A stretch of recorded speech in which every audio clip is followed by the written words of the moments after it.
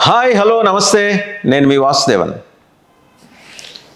జనసేనకి ఎన్ని ఎక్కువ సీట్లు ఇస్తే అంతగా నష్టపోతాం, వాళ్ళకంత సీన్ లేదు, వాళ్ళు డబ్బులు ఖర్చు పెట్టలేరు. ఒక అద్భుతమైన ప్రాపగాండాని తెలుగుదేశంలోని సమర్థులైన నాయకులు హఠాత్తుగా 2 రోజుల నుంచి తెర మీద తీసుకొచ్చారు. రాయలసీమలోని 2 జిల్లాల్లో, ఉభయ గోదావరి జిల్లాల్లో, అలాగే మన గుంటూరు కృష్ణాలోని కొన్ని ప్రాంతాల్లో, మొత్తం 6 జిల్లాల్లో జనసేన ప్రభావం చూపగలదు అని అనుకుంటున్న అటు పార్లమెంట్ నియోజకవర్గాలు కావచ్చు, ఇటు అసెంబ్లీ నియోజకవర్గాల్లో కావచ్చు, ఈ ప్రచారాన్ని జాగ్రత్తగా తెర మీద తీసుకొచ్చారు. ఎవరు వాళ్ళు అంటే, మనం లోగడ ఎప్పుడు చెప్పుకునేవాళ్ళం. విలాసంగా ఇలా సోఫాలో కూర్చొని రింగులుగా పొగదులుతూ రిమ్లెస్ కళ్ళద్దాలు, రేబాన్ కళ్ళద్దాలు పెట్టుకొని రింగుల జుట్టు ఉన్న బట్ట నలగని ఖద్దరు వైట్ షర్ట్ కానీ ఎల్లో షర్ట్ కానీ వేసుకొని బట్ట నలగని తెలుగుదేశం అగ్రశ్రేణి నాయకత్వానికి బాగా దగ్గరగా ఉన్నవాళ్ళు, కొన్ని సందర్భాల్లో కొందరు మాజీ ఎమ్మెల్యేలు, ప్రస్తుత ఎమ్మెల్యేలు కూడా, మాజీ ఎంపీలు కూడా ఈ రకమైన ప్రచారానికి తెరతీశారట. నెత్తి మీద రూపాయి పెడితే పావలా ఖరీదు చేయని జనసేన నాయకులకి టికెట్లు ఇచ్చి అనవసరంగా ఓడిపోవటం ఒకటే కానీ పరుగు పోతుంది, కానీ రూపాయి ప్రయోజనం ఉండదని చెప్పేసి చెవిలో ఇల్లు కట్టుకొని మరీ ప్రచారం చేస్తున్నారట. జోరీగా మాదిరి ప్రచారం చేస్తున్నారట. పొత్తు ధర్మం అని ఒకటి ఉంటుంది, దానికి కట్టుబడి ఉండాలి అని చెప్పేసి అటు నాయుడు గారు, ఇటు పవన్ కళ్యాణ్ గారు పదే సూచనలు చేసి హెచ్చరికలు చేసినా కూడా సరే, కొంచెం ఒళ్ళు పై తెలియకుండా ఉండే ఈ అగ్రశ్రేణి నాయకత్వం ఈ రకమైన అవాకులు చవాకులు పేలుతూ ఉండటం అనేది జనసేన క్యాడర్స్ని డిస్టర్బ్ చేస్తుంది. జనసేన నుంచోబెట్టే అభ్యర్థులు ఇవాళ డబ్బుల కోసం ఎతుక్కుంటున్నారు.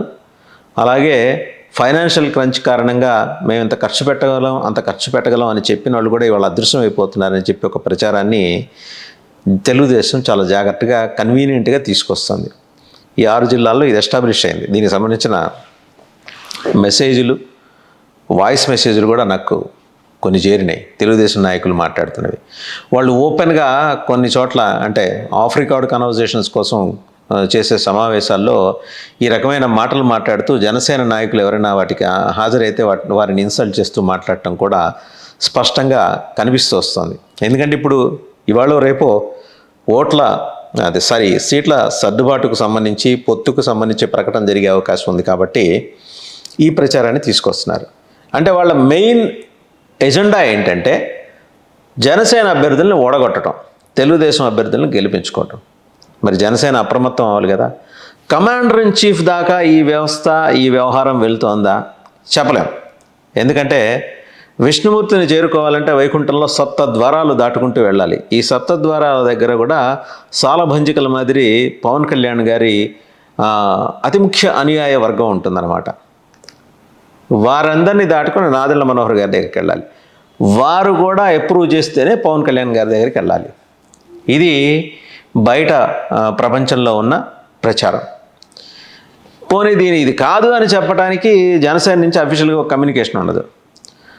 అవునని చెప్పేవాళ్ళు ఎవరు ఉండరు, కానీ ఇది వాస్తవం. పోనీ సెక్రటేరియట్కి ఈ విషయాన్ని కన్వే చేస్తే అది ఆయన దాకా చేరుతుందా అంటే చెప్పలేం. ఆయన సొంత సెక్రటేరియట్లోనే కోబట్లు ఉండటం వల్ల వచ్చిన సమస్య ఇది.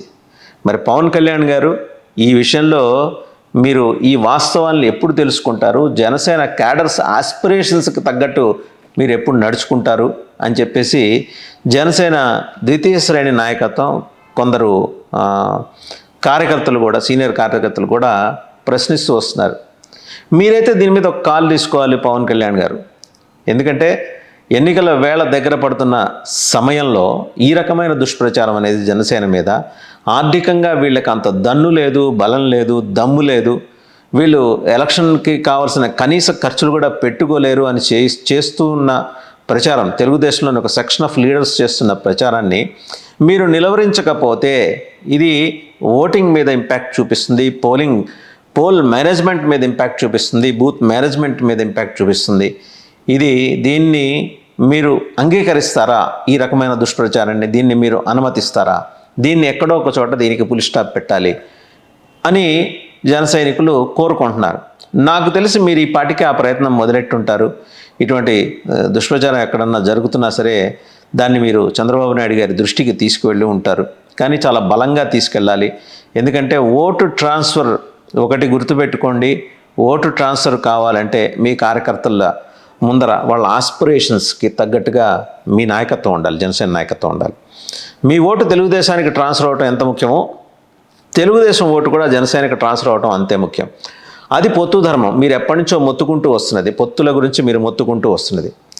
ఆ ధర్మాన్ని తెలుగుదేశం పాటించడానికి సిద్ధంగా ఉందా? 2014, 2019 ఈ రెండు సందర్భాల్లోనూ తెలుగుదేశం వ్యవహరించిన తీరు మీకు గుర్తుందా? 2014 అయితే మీరు అలా అదాటున వారికి మద్దతు ఇచ్చేశారు, మీరు కంటెస్ట్ చేయలేదు ఎక్కడ. దాన్ని వాళ్ళు టేక్ ఇట్ యాజ్ గ్రాంటెడ్ అన్నట్టు, పవన్ కళ్యాణ్ మా జేబులో బొమ్మ అన్నట్టు తెలుగుదేశం అప్పట్లో వ్యవహరించింది. 2018లో వాళ్ళు చేసిన వ్యాఖ్యలేంటో తర్వాత మీరు ఎలా రియాక్ట్ అయ్యారో అన్నీ తెలిసినవే. 2019లో మీరు ఒంటరిగా పోటీ చేసినప్పుడు మిమ్మల్ని మీ పార్టీ ఎమ్మెల్యే క్యాండిడేట్స్ని ఎలా దగ్గరుండి తెలుగుదేశం ఓడించిందో అందరికీ తెలిసిన విషయాలే. సహజంగా పుట్టుకతో వచ్చే ఒక గుణం ఉంటుంది, అది పుడకలతో కానీ పోదని ఒక సామెత. పుట్టుకతో తెలుగుదేశానికి వచ్చిన గుణం ఏంటంటే కాన్స్పిరసీ, కుట్ర కోణాలు. వాళ్ళ పోరాటాలు నేరుగా ఉండవు, తెలుగుదేశం వాళ్ళు చేసే పోరాటాలు. ఇప్పుడు జగన్మోహన్ రెడ్డి గారితో మీ పోరాటం ఉందనుకోండి, ఆయన మీరు నేరుగా ఇద్దరు రంగులు ఇలా కత్తులు చూసుకుంటారు, నువ్వా నేనా అని తేల్చుకుంటారు. బట్ ఇది లాంటిది కాదు కదా. మీ వెనకమాల చేరి మిమ్మల్ని దుర్మార్గంగా మీ పార్టీ ప్రోవెస్నెస్ని, మీ పార్టీ ప్రాభవాన్ని, మీ పార్టీ గొప్పతనాన్ని ఇలా వెనక నుంచి కత్తిపోట్లకు గురి చేసి మీ జనసేన పార్టీని గాయాలపాలు చేస్తున్న తెలుగుదేశంలోని ఒక సెక్షన్ ఆఫ్ లీడర్స్, నేను అందరూ అంటలేదు, మళ్ళీ చెప్తున్నా, ఒక సెక్షన్ ఆఫ్ లీడర్స్ మాత్రమే చేస్తున్న ఈ దుష్ప్రచారాన్ని మీరు అడ్డుకోవాలి. అడ్డుకోకపోతే రేపు ఎలక్షన్స్లో మీకు డ్యామేజ్ జరుగుతుంది. పొత్తు ధర్మానికి తెలుగుదేశం ఎంతవరకు కట్టుబడింది అనే దాని మీద మీరు నిఘా కమిటీలు పెట్టుకోవాలి.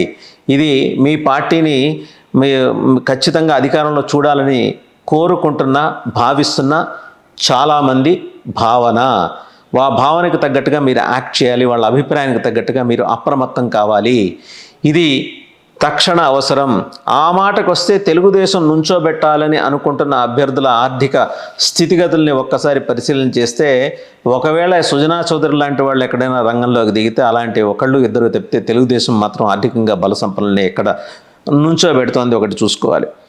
తెలుగుదేశం పార్టీ లో ఉన్న ఈ లోపాన్ని అధిగమించడానికి వాళ్ళు ఆ లోపాన్ని జనసేనకి అట్రిబ్యూట్ చేస్తున్నారు. తెలుగుదేశం నాయకత్వానికి మొదటి నుంచి ఉన్న లక్షణమే ఇది.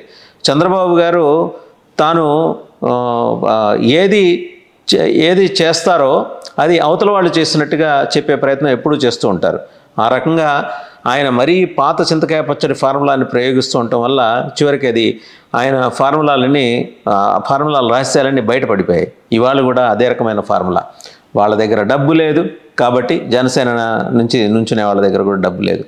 ఒకవేళ ఇంకా అవహేళన రీతిలోనూ గేలి చేసే విధంగానూ మాట్లాడుతూ వస్తున్న మాటలు ఏంటంటే, అంతకైతే ఒకళ్ళిద్దరిని గెలిపించడానికి మేము ఆర్థికంగా సపోర్ట్ చేస్తాం అంటే, గెలిపించటానికి తెలుగుదేశం పార్టీ ఆర్థికంగా సపోర్ట్ చేస్తే కానీ జనసేన గెలవదు అనే ఒక ఇంప్రెషన్ని చాలా బలంగా తెలుగుదేశం పార్టీ తీసుకెళ్తుంది. ఇది అప్రమత్తం కావాల్సిన సమయం జనసైనికులు.